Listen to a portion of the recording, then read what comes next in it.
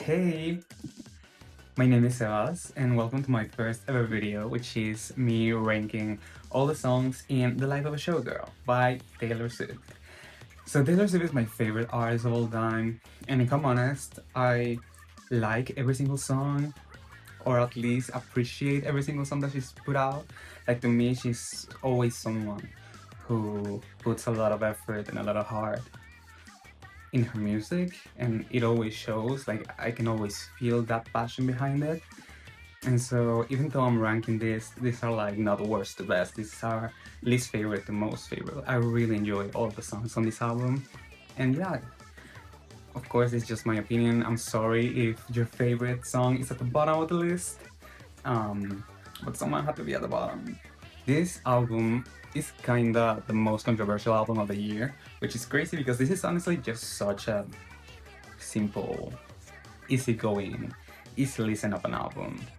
It shouldn't have this much discourse. At this point, you would think people would have like moved on, but it is constant and it keeps going. And I have a lot to say, and I'm breaking my silence. But yeah, with that out of the way, let's begin. So we begin with number 12. Number 12 is a song that I feel like deserves a lot more appreciation, and I know I'm kinda adding to it being so underrated by putting it at the bottom of the list. But you know, I'm happy to see that this song does have its shooters. And so I'm very glad about number 12, which is Honey. And Honey is a song that I really like because I think it is very interesting songwriting wise. The structure of this song is so unconventional. I genuinely cannot tell you what is the chorus, what are the verses.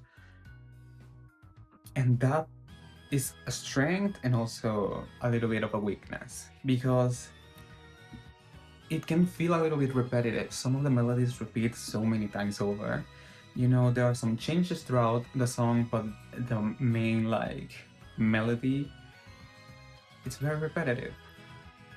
But at the same time, it has so many cute parts that make it stand out. In terms of subject matter, I really like the idea of healing your subconscious. That's something that I've been really into this past year, and to hear it in a song feels like very like a sign of the universe. I don't know if that makes sense. I just love this idea that, you know, recovering a part of life that used to be a trigger, that used to be a negative thing, and make it something that you actually appreciate, something that brings you joy, something that means love. So my favorite lyric is, I'm sorry if I don't say the lyrics exactly as they are. I'm just bringing them out by memory. But it is, but you say it like you're in awe of me and you say until the morning. And I don't know, I just picture Travis Kelce like seeing Taylor. And I think that's so lovely and that's so cute, and just like being in awe of someone. I think it is just such a beautiful feeling, such a beautiful thing. And I just really appreciate that lyric for that reason. And my favorite part of the song, there are two parts of the song that I really love. One is in what I would consider the second chorus, where, because to me the chorus is the part where she says, you can call me honey if you want because I'm the one you want, and you give it different meaning because you mean it when you talk. That to me is the chorus. The second time that happens, she cuts some of the melodies and also adds like a little bit of a clarinet, like an air instrument that just sounds so lovely and it fits with the song perfectly. However, I think my favorite part has to be the pre-chorus. But you touch my face. Redefine all of those blues when you say. Honestly, I think some of the melodies here, as I said, can get a little bit repetitive. They are infectious, but they can get like a little bit like annoying sometimes. But that melody right there, that's one of my favorite melodies in the album. It is so soft, it leads you perfectly into the chorus, it makes you feel her infatuation. It is very lovely. And so yeah, Honey is such a beautiful song that deserves a lot more. However, it's definitely my least favorite, and it is at the bottom. I'm so sorry. Number 11 is Ruin the Friendship. The thing is, the reason I'm not so into Ruin the Friendship is because, one, I'm not the biggest fan of pop or rockish music. I think it's cute. I think it's cute for like background noise. And I'm not saying that as an insult, I'm saying that as it is easy to listen to. You can focus on other things while it is in the background. And honestly, like this song gives me like 90s, early 2000s, you know, the intro song of a coming of age movie, of a original Disney Channel movie. That kind of vibe it gives me. And I love just this feeling of nostalgia that this song brings. I really think her vocal delivery reminds me a lot of You're on Your Own, Kid. You know, because in both songs she's talking about the past, she's talking about when she was young, and so her voice does mimic that. It feels very youthful, as if she was singing, as if she was that young again. It is just definitely like the best storytelling in the entire album. You can definitely make up a story, the world building, the setting. It is all so well crafted. So that's the first reason that why it is so low, is because the genre is not something that calls me, that I love, but at the same time, it is very sad. I remember the first time I heard this song, I was shocked. I was like I could have never predict that that was a direction the song was gonna take. In a way, as I said, this song is very easy to listen to. It is sweet, it is nostalgic, but it hits you very suddenly with just tragedy and melancholy and sadness. And I guess it makes sense, you know? Sometimes things happen like that, you know? Suddenly you may be living your best life and suddenly shit happens. But it is just sad. And I think the sound of the song for me is just to be in a good mood, and I don't want to be sad. This song is great, and it is a great message. I really think, you know, her saying that you should always go for it, that you should have no regrets, that you should go for what you want. And to me, that feels so synergistic with the whole album, because I really feel like I'm gonna talk more about this at the end of the video, but this album really feels like Taylor talking to us directly and feeling in a way like the guiding light that she always wanted to be. You know, she can finally feel in a place where she can say things to us about how life works and how to go through life without feeling like remorseful, like in Dear Reader. So my favorite lyric of this song is another very simple one. It is, "Your smile, miles wide." And the thing is, when you're in love with someone, their smile can be just everything. And that's the smile of whoever you have a crush on, whoever you like, whoever you're in love, really reminds you of the memories you build, of the fun times, of the joy, of the laughs, of the great moments you've spent together. And those things remind you why you feel that way, right? It is something that I always focus on a lot when I like someone. And so that's why that specific lyric is my favorite. And my favorite part of the song is the bridge. I'm gonna be honest, I think the melodies here are probably some of the weakest in the whole album, but that bridge is killer. I think Taylor Swift is so good at doing like a little melodic rap. And so when you go da da da da da da da da da da, I think it's just so effective and it's so good. She's an expert at that. And that melody is just so beautiful. I will, like, even if this is at the low end of the ranking, like, I will never skip this song simply because I want to get to that bridge. To me, this song lives and dies by that bridge, which is so beautiful. For number 10, I have a song that it is very in line sonically with this one. It is also pop rock, and it's probably the most controversial song on this album. Well, maybe, I don't know, like, there are so many controversies here.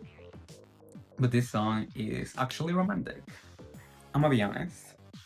I know, like, so many people hate this song for just the subject matter, just because who it is about. And to me, that doesn't matter at all. To me, you can make a song about anything as long as it sounds good, as long as it is catchy, as long as it is well written. I don't care what the song is about. One of my favorite songs of the year. It is literally about nothing. About nothing. It makes no sense. And if you want to know what song that is, stay tuned. But yeah, like, I really don't care if this song is about this person or that person, or if it is if it is a love song. Artists should write about what they want to write. People can have their reactions about it, but I don't think the subject matter dictates if a song is gonna be good or if it's gonna be bad. And if this song was directed to someone who is not as beloved as Charlie XCX, it wouldn't have this much of a reaction because it's honestly such a fun song. This has to be one of my favorite diss tracks of all time, let me tell you. And the thing is, what I love about this as a diss track is that it is never mean. It is never, like, it never feels like she is attacking her persona. She's not attacking her as a human being. But she's mostly poking fun at the situation. And simply being like, I don't really care about you, you don't matter to me, you are nothing to me. And I think that feels even more ruthless than attacking someone for how they look or how they sing or their talents or their art. And at the same time, like, I've seen like a lot of complaints about how this song is like sexual for no reason, but to me it works perfectly with the song. You know, not only is she talking about how everything is romantic, but at the same time, the sound of the song is just so sexy. The vocal delivery in this song, her breathy air, the elongated end of the notes, is actually sweet. Like, all of that makes it feel very sexy. And I also love how by the end of the song, the instrumental builds up and it feels a little bit more heavy. I've seen also a lot of people say, like, I wish this song was more hard hitting. Like, it would like match the subject matter, it would match, you know, the scathing words you are spilling. But I don't think that's the purpose of the song. I really think it's just like to be super chill, super nonchalant, super like, keep barking, I will move on with my life, making fun of the situation. And since it is not taken seriously at all, the song shouldn't like mirror that. My favorite lyric of the song is "No man has ever loved me like you do." This is a Taylor Swift song. This is Taylor Swift talking. For better or for worse, Taylor Swift is known for making songs about lovers or just romantic interest in general. So for her to say that you're more obsessed with me than all men have ever been, it's kind of crazy. And my favorite part of the song, I guess, it's the chorus. It is just, as I said before, it is just so sexy, so airy. It makes me feel like I am like riding a top-down car. I don't know if that's exactly how you say it, but you know, windows down, air in your face, everything is easy and you're free. And yeah, I just love that feeling. Oh, that chorus. We are moving on with number 9. And number 9 is one of the songs I've seen many people be disappointed about because they expected a lot because of the feature, and that is the life of a showgirl. This song, I think it has great storytelling, great world building. I really love how intimate it feels. I really love when Sabrina comes on, suddenly the song feels a little bit more country. And I just love how that reflects in the lyrics, because at first you are talking about the perspective of the narrator, right? And on the second verse, which is Sabrina's, you are talking about the past of Kitty. And that country vibe, for some reason, is always so nostalgic. And so since she's talking about the past of Kitty, that country just goes along so well to represent the past, to represent that nostalgia. And also, this song is like one of the most experimental ones on the album. I absolutely love the bridge. The bridge is killer, and yeah, it's my favorite part of the song. Love how they play with the rhythm, how they play with the genre, how it suddenly feels like cabaret, like the show just started. And my favorite lyric has to be, "Well, I'm immortal now, baby dolls. I couldn't if I try. I made a legacy that you cannot undo." She is so big, so powerful, and so influential that no matter what happens, she will always be known. She will always be an influence. Pop music will always have a little bit of her. But yeah, this song, like, I think it is a great closer. It handles the subject matter very beautifully, and it does a lot of things to keep you engaged. You are never bored with this song. So with this song, this is the title track and also the closer.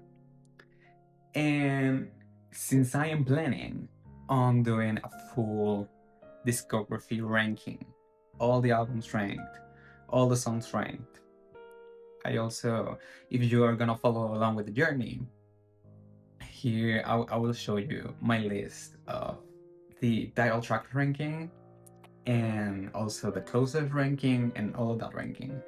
And so the Life of a Showgirl gets this placing on the title tracks list and this placing on the closers list. Congratulations! Hey, Sebas here, and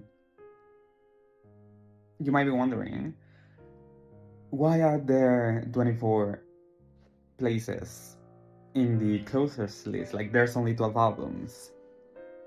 Well, let me just say that I took my liberties to what counts as a closer. So, for example, we have like in that list we have Mastermind, and we have The Reader, and we have You're Losing Me, because in a way all of them are closers. So from all those I picked, there's 24. Okay, number 8 is a song that I have like a love-hate relationship, because the most of the song I absolutely love, but there's a part that I just cannot get along with. And this song is Wood. I honestly think Wood is probably the catchiest song here. Those melodies are criminal. These melodies are insane. And you know, just simply because of those melodies, my favorite part of the song has to be the pre-chorus. Baby, I admit I've been a little superstitious.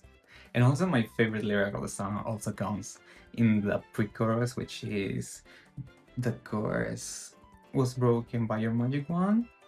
And something about me, I will always eat up a connection to her previous work. I will eat that up no matter what.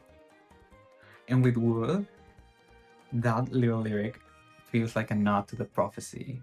And I just love so much how this album feels. I mean, it's obviously a direct continuation to the Torture Poets department, but all of these connections and reference to it makes it feel as if it was like a sequel, like a movie that came after, and its own universe. And I just love that. I will always eat that up. The reason it is so low is because of the post-chorus. Forgive me, that sounds cookie. He digmatized me and opened my eyes. As I said before, I don't really care about the subject matter. You should write songs about whatever you want. That's okay with me. She can talk about cock and penis and all that as much as she desires. However, the song feels so bright and beautiful and celebratory. And suddenly this part feels like mischievous, a little dirty, playful, a little bit dark. And that's really when the true meaning of the song comes to the surface and she starts making all these innuendos, right? And so it makes sense for this part to feel a little mischievous and frivolous and dark and chaotic. But it makes me feel a little bit uncomfortable. And so, I don't know. I might be insane, but I just want to continue feeling all this positivity and fun and joy and whimsy from every other part of the song. And this post-chorus kinda ruins the fun for me. Number 7 is a song that I think it is just too perfect. There's not a single bad thing about this song. I cannot say any bad thing about this song. But you know, sometimes I want like a little flaw to make things more interesting. But this song is so consistent, like throughout the run of the whole song, like it is good throughout. I cannot find any flaw. And that is the fate of Ophelia. I think she definitely made a great choice by making this the first single. It is fun, it is energetic, it is catchy, and people are eating it up. This is one of her biggest hits ever, which is crazy. You know, people always count her out and say like, oh, she fell off. Like, yeah, she's super successful when it comes to albums, but when it comes to singles, she fell off. But like, she's dominating. And we had Antihero, and we had Cruel Summer. So like, what are you talking about? But yeah. And not only do I think it was a great choice for a first single, but it is perfect as the opener. And talking about openers, here we have our opener ranking, and that's the placing of the Fate of Ophelia, and also first single ranking, and we have the placing of the Fate of Ophelia. Congratulations. But yeah, I love that this is the opener. As I said before, I will eat up a connection to a previous album, and this has the same energy of hits different to the Torture Post Department to Fortnite, you know. Or have they come to take me away? I was supposed to be sent away. Absolute cinema. And this one just feels like a continuation of, oh, the Torture Post Department happened. I'm good now. Like, I'm still referencing that. Like, that chapter of my life happened very recently. And it was deeply traumatizing. And it was awful. And I cried. And I wanted to die. But we're good now. And I just love that. I also love, little spoiler for the Fearless ranking, but I'm not the biggest fan of Love Story. And one thing about Love Story is that it really feels like Taylor saying, oh, if I was writing this story, this is how it would have ended. But here, it is not like that. It just feels like seeing my life through the lenses of Hamlet.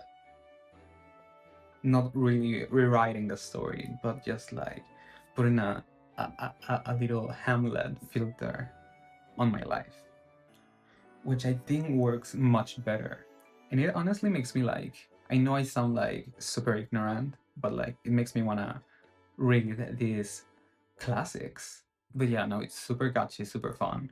My favorite lyric is, all the time I spent alone in my tower, you were just honing your powers, now I can see it all. And I just love this image of, there are countless of people that you haven't met yet that will be in your life at some point, and they are going through their own stuff. They are having their history written, and we don't know anything about it. And I think that's just beautiful to put this in a song and feel like, oh, it was fate that you came for me at the perfect moment, after you've gone through your own things and after growing and after becoming such a good man, you entered my life. You know, maybe if it was 5 years earlier, things wouldn't have worked out. And so I just think it is so beautiful. And my favorite part of the song is the post chorus. Keep it 100 on the land, the sea, the sky. Bleed allegiance to your hands, your team, your vibes. That song, that melody is just so catchy, and I love how it is also used on the pre-chorus. You have around me like the chain, a crown, and it is just so infectious. And I remember the first time I listened to this song, I was like, oh, this is a cute pop song. Like, as I said, nothing wrong with it. I have no like problem with the song. There's no flaws here. And then I listened to it again, and I pay a little bit more of attention. And I hear this post chorus, and I'm like, wait, this is good. This is great. Oh my god. And from that second listen, I was like, yeah, this is the perfect first single. This is the perfect opener. This is so good. So, number 6 is a song that I actually thought on first listen that I was like, this is the best song of all time. Like, this is the best Taylor Swift song ever. And obviously, I was exaggerating, right? But it has definitely fallen off a little bit recently. And there is some things that maybe I would add or change in the song that would make it perfect for me. Now, when I say this, I'm not saying like, oh, Taylor should have done this. Taylor made a mistake by doing this. Because I respect her artistic vision so much. However, if it was up to me, if I was like doing like my own interpretation, my own version of a song, I would change maybe a few things, and it would probably be my favorite. And that song is Cancelled. So I really love the subject matter of the song. I think nowadays, like whenever people talk about cancel culture, it is talked about with like always negatively. But personally, I think cancel culture can be something very beautiful. Not really about cancellations, because that's dumb, right? But thanks to people speaking up about many different things, I've learned so much. I've things that I would never thought that I was ignorant about. I've learned so much, and I've become a better person thanks to people speaking out on many different injustices and acts that may not seem harmful, but that they are.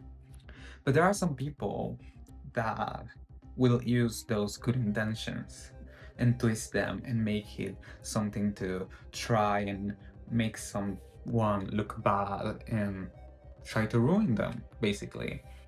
And I've heard said that this song is tone deaf, and she's singing this song because it is to defend her MAG friends, Republicans, or whatever. I don't think that song is that serious. Taylor has said before that the songs on this album are written like folklore in character.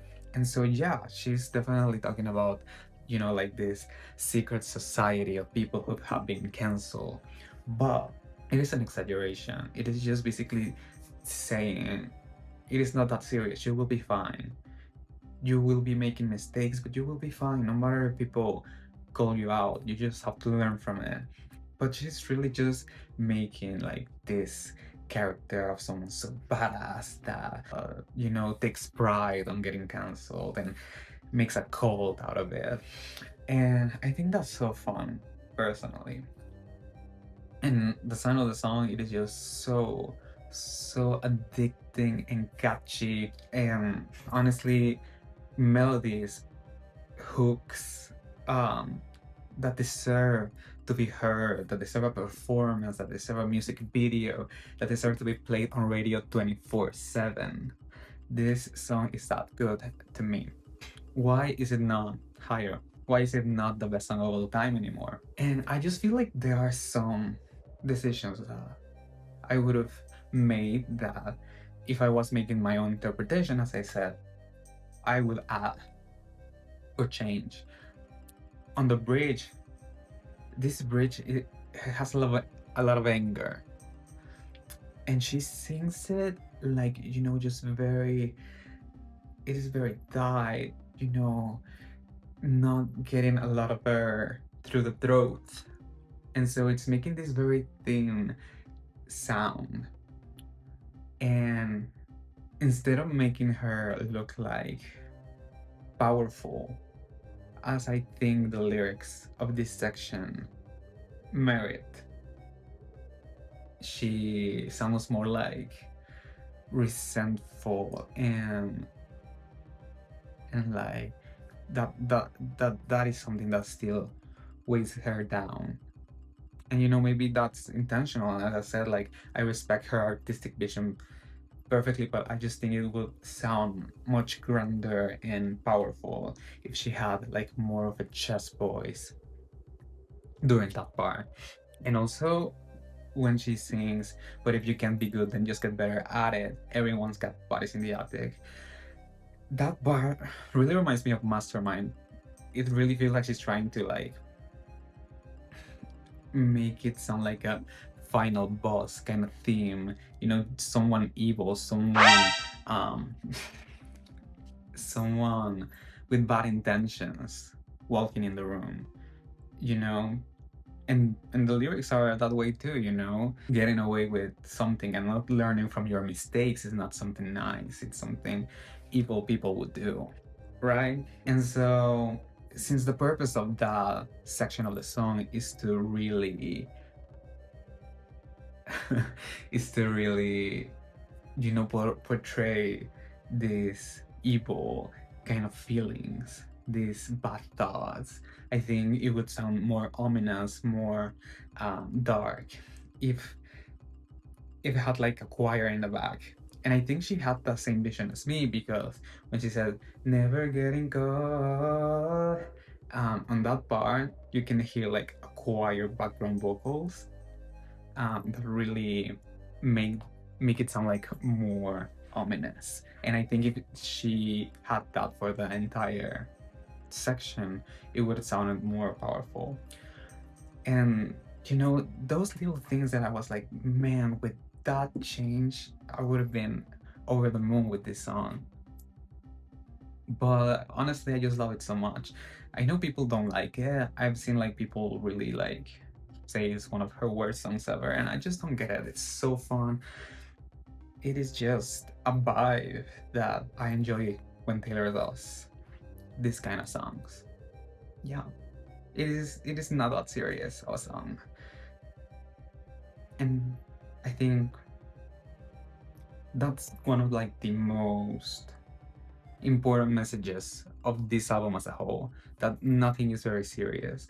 Getting cancelled is not that serious. Ruined friendships is not that serious. You will move on from things. And so you shouldn't really feel like you're stuck in some place because of something. So number 5 is a song that, just like Cancel, gives me a lot of Reputation vibes. But I just love how classy and elegant it sounds. And that song is Elizabeth Taylor. So one thing about me is that this past year, I've been into fragrance a lot. And so when I heard White Diamonds on the bridge, I was like, ooh, she made this for me. Now, how I smell that perfume? No. And I don't know Elizabeth Taylor. I'll be honest. I've never known who she is. Like, this is the first time I'm hearing of her. And to be honest, I'm not that big on movies. I'm not like the most avid watcher of cinema. But from the way these songs portray her, it makes it seem like she was just a very elegant, rich, opulent person that really exudes elegance. And with all these like fancy places she mentions on the verses and all the mentions of material things, it gives this song just a very this theme of luxury, right? And I think the songwriting, the production really go hand in hand here, and it makes the song truly feel like something very classy. With the choice of the instruments, those strings, it makes it sound uh, classy for sure. And honestly, like just overall, the song is just a pop. That chorus hits like a truck, and I absolutely love the melodies. Um, when she sings "Be number one, but I never have to, and I can have fun if I can have you." That melody is illegal, not to quote the Queen's mother's Chats and Reacts, but that's an illegal melody if I've ever heard one. And I also love the pre-chorus. I wish it went for a little bit longer. If it repeated like twice, oof, oof, it is just so good. Knew you ever leave me high. In that bridge, that has to be my favorite part of the song.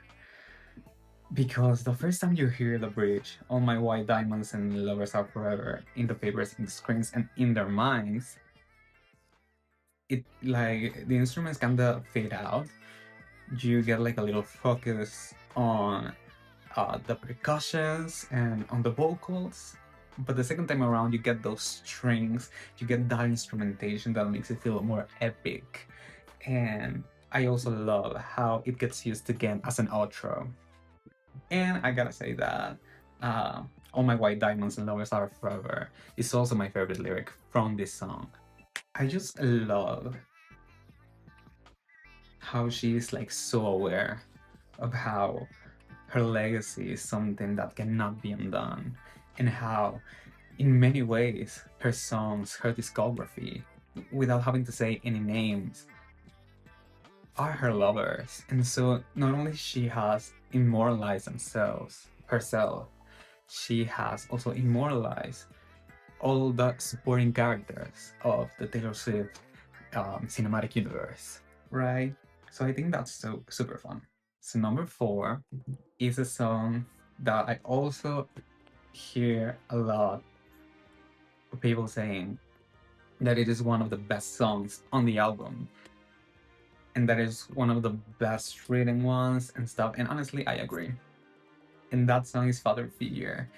The amount of conversations that song can open is crazy. And it feels to me like a grown up version of The Man. And I kind of feel validated by the fact that The Man and Father Figure are both track 4s on their respective albums. I don't know if that was intentional, but it definitely feels like a grown-up version, a deeper version, something that goes more in depth on how these dynamics in the music industry, and honestly just like any industry, since sadly male domination, right?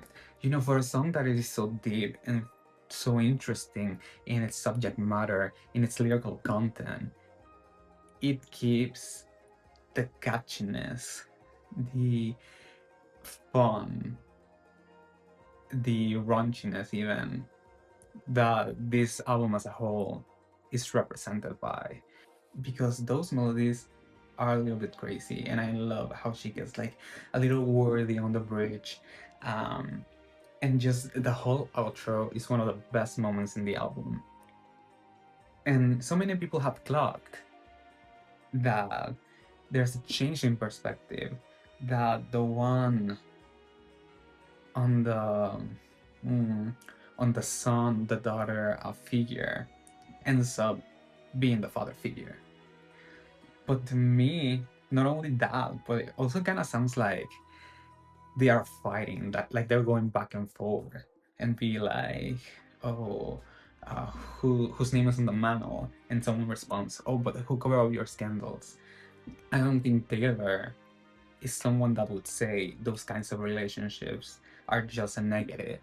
Being in a label can seem limiting and can seem like something holding you back artistically, right?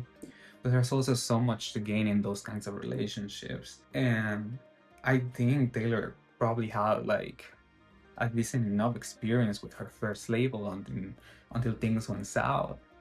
And that's exactly why it hurts so much for her. And, you know, maybe the dynamic wouldn't have been the same, but things didn't have to go the way they went. My favorite lyric in Father Figure has to be, "You made a deal with this devil, turns out my dick's bigger." Because it's exactly where the song starts to grow, and then you get that modulation.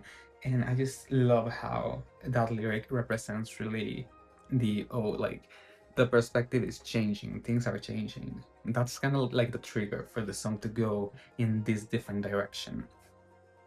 And my favorite part of the song, I love the chorus so much, but I have to go with the bridge. I love how wordy she gets.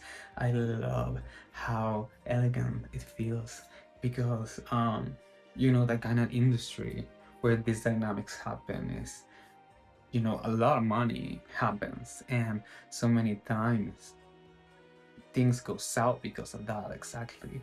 And so this song as a whole feels elegant, and this bridge does as well. And the thing that I love the most about this bridge is her vocal delivery. Her voice sounds so beautiful here. And I just love how she's playing with those melodies like they used to. I love her vocal delivery in the whole album, but here it shines definitely. So we've arrived to the top three. And number three is a song that shocks me. And this song was like very low on the list, but I just keep thinking about it and it keeps creeping up on me. And that song is Eldest Daughter. And the the reason why I this song cannot leave me alone is just because of how controversial it is. Because of the usage of certain words. I'm gonna say like a hot take, and I know people will look at me crazy, especially because I'm a Swiftie. But I don't care about lyrics. I don't think the lyrics matter most of the time. A song, music, art in general, is meant to make you feel something. The artist is feeling something when they are making it, and they want you to feel that, right? Sometimes things that get lost in translation, and you might feel something different, and that's super valid, and that's some of the wonder of music and art as a whole. And lyrics really help like nudge you into like, oh, this is a sad song, oh, this is a breakup song, oh, this is a happy song, because of the lyrics. It like subconsciously tells you how you should be feeling with the song, right? However, if you take the lyrics out of the song, you still have a song, you still have music. And the thing that Taylor Swift does is that she is able to match the lyrics with the music perfectly. And so when I say that I don't care about lyrics, all I'm saying is I don't care what exact words are being used. I don't care what poetic devices you're using to represent your thoughts, your ideas, your vision.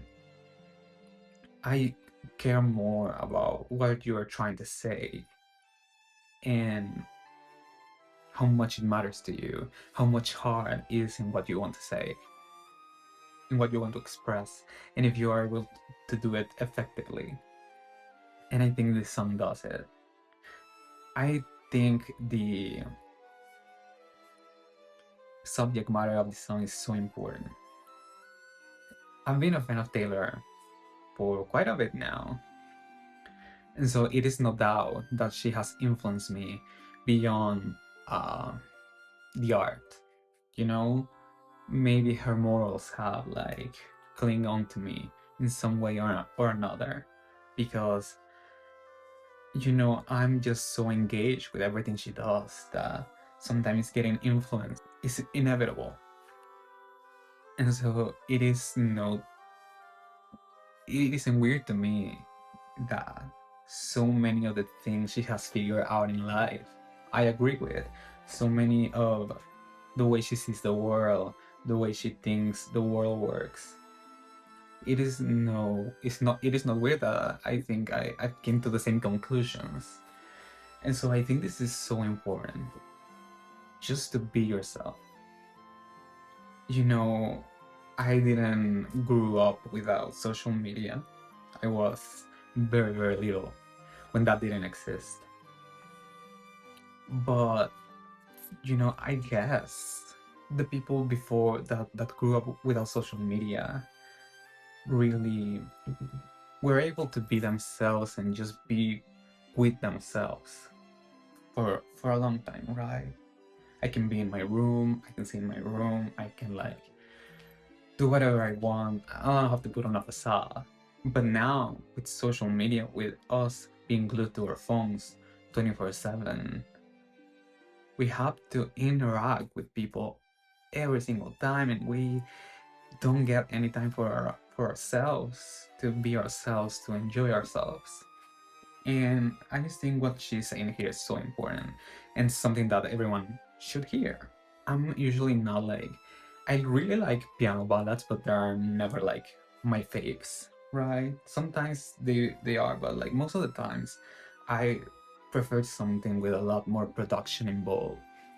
However, this is just beautiful, and I just love how the song kind of explodes with the bridge, which is my favorite part of the song. That bridge is so emotional, the vocal delivery matches her intentions perfectly. And when it comes to lyrics, I have so many that have stood out to me. For example, I have been afflicted by a terminal uniqueness, your uniqueness, which is probably your biggest strength, sometimes can feel like your biggest weakness. The thing that will eventually lead to your downfall or something. Terminal. Like, I will die because of this. I will not make it. I will not achieve what I want because of this uniqueness that I have. When it should be the other way around, right? When it is the other way around, actually. So I love that one. I love when you said I was when you called me. I said I was busy. That was a lie. I just love just this. Sometimes it happens to me that people reach out or people just want to have a conversation or whatever, and we're just like so in our minds. We are just thinking about so many things that we prioritize, and those things that are actually important we like set aside. But my favorite lyric has to be, because I never thought I would find that beautiful life that shimmers that innocent life back, because it happens so much that you show your true self to someone in some way or another, and you are met with opposition, you're met with disgust, you're met with bullying, you're met with all these negative things that make you not want to do it again. And the fact that we eventually get to the point where we find comfort in different people where we can be ourselves, and we realize that there's no need to pretend to be anything that you're not, is super beautiful. And sometimes we ourselves are the ones who are like putting this barrier, right? You know, since people are mean to us when we are ourselves, we want to seem cool and we do that to someone else, and the cycle continues, and no one gets to be happy and be themselves. So I just think it has to start somewhere, and I will try my best to be myself every single time. I mean, it is hard. Like, sometimes you just subconsciously put on a mask. It is like second nature. But I personally want to be myself because sometimes you don't even know yourself very well, right? Because between all these different masks and all these different barriers, you lose yourself a little bit. So, yeah, I think this is such an important song, and it is so beautiful because I think no matter how she says things, if it's cringy or if it's not, she's saying it from the heart, and that to me is the most important thing. Hey, editor Sebas back at it. And yeah, I also forgot to announce the track fives list. And so here is all the starters placing. And there's 13 because I'm counting how did it end. But that's it. Bye. I hope you enjoy the video. So, for my number two is a song that I don't relate with because I'm not in love, because I don't want to have kids right now. And I've seen so many people complaining about how this album isn't relatable. But not only music does not need to be relatable for you to enjoy it, but as I said with Eldest Daughter, the music itself has to make you feel that emotion, right? Even if you don't relate to it, it should make you feel it. And I think Wishlist, which is our number two, does this perfectly. As I said, I'm not in love, I'm single, I don't have a partner to have babies with or anything, but this song makes me feel like I am in love. Taylor Swift is just a master in encapsulating emotions and putting them out in a song so you can feel it. So this song just reminds me how beautiful it is to be in love. The song that I always put as an example is Enchanted. Enchanted also makes me feel that same way. That hope of getting to be more than just friends with someone, right? It is as if you're putting on a costume, as if this emotion called love, this emotion called hope, is like a little outfit. And when you listen to this song, you're putting it on, and you can feel exactly how the artist was feeling when they wrote this, when they performed it. So what is my favorite part? That bridge. Oh my god, that bridge is crazy. This is one of those bridges that whenever the song comes on, I will scream at the lyrics of the bridge.